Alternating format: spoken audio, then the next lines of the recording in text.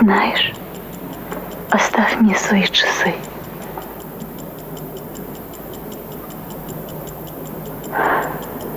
Пусть около меня тикают.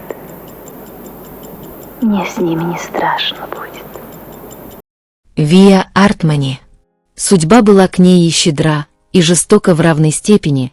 Она была одной из самых востребованных актрис, которой восхищались миллионы зрителей, но при этом остаток дней провела в изгнании и забвении. Мужчины сходили по ней с ума, но она была замужем один раз и все 27 лет была несчастлива в браке. Ее называли Латвия Армани, но у нее на родине не только не признали ее заслуг, но и лишили крыши над головой.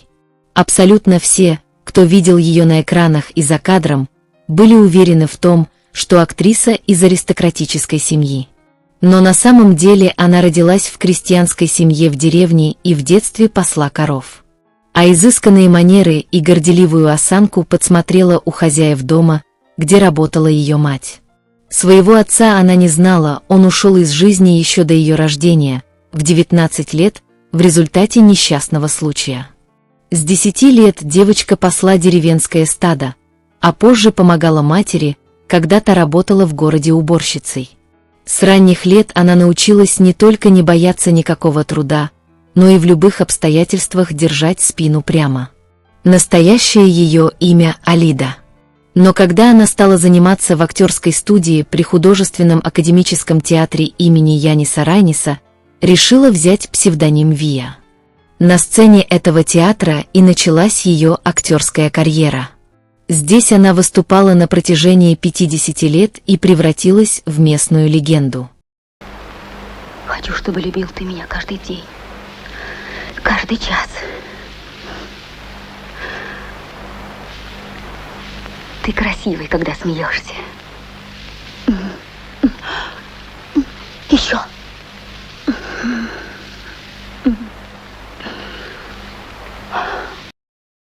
Она переиграла всех героинь классического репертуара, но мечтала об образах современниц, и такую возможность ей дал кинематограф. Вия Артмани дебютировала в кино в 27 лет, правда, первые роли широкой известности ей не принесли. Всесоюзная слава обрушилась на нее через 7 лет, когда актриса исполнила главную роль в фильме «Родная кровь». Ну сходи, не дури, а то на тот берег увезу. Там и останешься. И долго будешь сидеть? Долго. Я вот на этой полянке себе дом построю. Крылечко сбоку. И буду сидеть на приступочке и глядеть, как ты паром тянешь. И будет порядок в танковых войсках. Ее партнером по съемочной площадке стал известный советский актер Евгений Матвеев. И на экранах они выглядели вдвоем так гармонично и бросали друг на друга такие нежные взгляды, что им тут же приписали роман за кадром.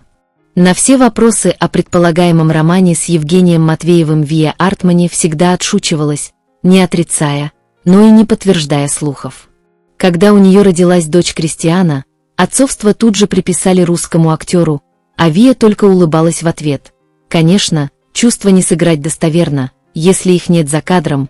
Вот только дочь появилась на свет через 2 года после их совместных съемок с Матвеевым. Правда, за несколько дней до своего ухода она призналась невестке в том, что отец Кристианы православный, но имени его так и не назвала. Тебя тут нет. Нет. Здесь. Куда же мне, дураку, деться? Зрители восхищались этой красивой парой, вот только не у всех их тандем вызывал восторг. Муж актрисы был вне себя от гнева, когда увидел, какими глазами в кадре она смотрит на Матвеева. И это была далеко не первая громкая сцена ревности, которую он ей устроил.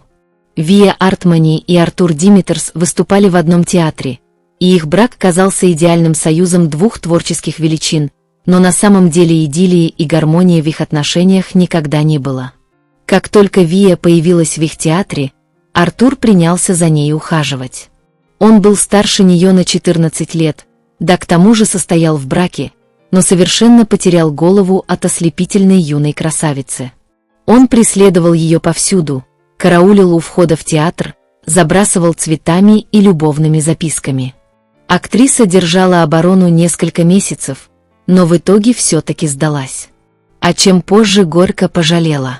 С первых же дней совместной жизни Артур изводил ее своей беспочвенной ревностью, при этом сам был далеко не безупречен. Он любил женское внимание и шумные застолья. К жене он относился, как к своей собственности, совершенно не интересуясь ее желаниями и чувствами. Позже один из друзей семьи рассказывал, что он даже шантажировал актрису, угрожая ей загубленной карьерой в театре, если она не согласится оставаться вместе с ним. Долгое время Вия надеялась на то, что сможет вести себя так, чтобы супруг был ею доволен, но его отношение к ней не изменилось и после рождения сына Каспара. Наоборот, Артур еще больше отдалился от нее и жил своими интересами.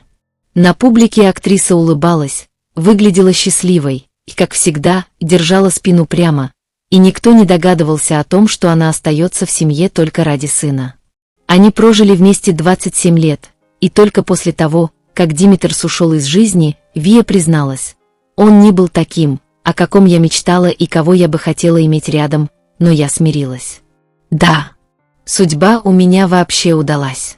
Но полностью счастливой я себя никогда не чувствовала. Может быть, потому что хорошего женского счастья у меня никогда не было. Меня никто не щадил, кроме мамы. А мужчины рядом не было. Был актер. Отец моих детей. Но любимого, нежного мужчины рядом со мной не было». В 1970-1980-х годах Вия Артмани была одной из самых известных латвийских актрис в СССР и одной из самых востребованных в профессии. Она сыграла десятки главных ролей и ролей первого плана, а самой известной стала ее блистательная Джулия Ламберт из фильма «Театр». Эта картина стала ее бенефисом, ведь ее сняли специально к 50-летию артистки. Благодаря Артмани зажглась звезда Иевара Калнынша, ведь именно она настояла на его кандидатуре при выборе актеров на главную роль. А в 1990-х годах в жизни Артмани началась черная полоса. После распада СССР актриса подверглась настоящим гонениям. В свое время она занималась общественной работой, возглавляла Союз театральных деятелей Латвии, входила в Советский комитет защиты мира, была кандидатом в ЦК Компартии Латвии, и на родине ее объявили предательницей, обласканной советской властью.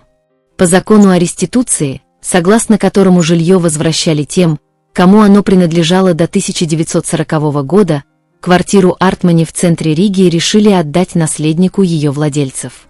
Поначалу Вия отказалась переезжать, и тогда ей зимой отключили отопление и горячую воду. Новое жилье ей выделили не сразу, к тому же оно нуждалось в капитальном ремонте. Это была квартира после пожара. Актриса была вынуждена переехать на дачу в 40 километров от Риги. Это был летний домик без удобств, в котором не было ни отопления, ни водопровода. За последние несколько лет Вия перенесла 2 инсульта и инфаркт, у нее появились провалы в памяти, она стала заговариваться. Единственным медицинским учреждением, в котором ей смогли обеспечить круглосуточный уход, стала психоневрологическая лечебница. Несмотря на все унижения и материальные трудности, которые ей пришлось пережить в последние годы, царственная Вия Артмани все так же держала спину прямо и заявляла: «Я не хотела, чтобы от меня осталось грустное впечатление, что я актриса, которую нужно жалеть. Терпеть этого не могу. Перед зрителем актер должен быть всегда на высоте». И балтийская богиня так и осталась на той высоте, с которой ее никому не удалось свергнуть, ведь чувство собственного достоинства и самоуважения – это то, чего отнять нельзя. Вия Артмани ушла из жизни 11 октября 2008 года в психиатрической клинике города Стренчи, Латвия, на 80-м году жизни. Похоронена на Покровском кладбище в Риге. Пропустите гражданку. Без досмотра. Ну нет. Вы у всех все отнимаете. Я знаю. Пусть мой сын продался вам. Это еще не основание для послабления лично мне. Не нуждаюсь.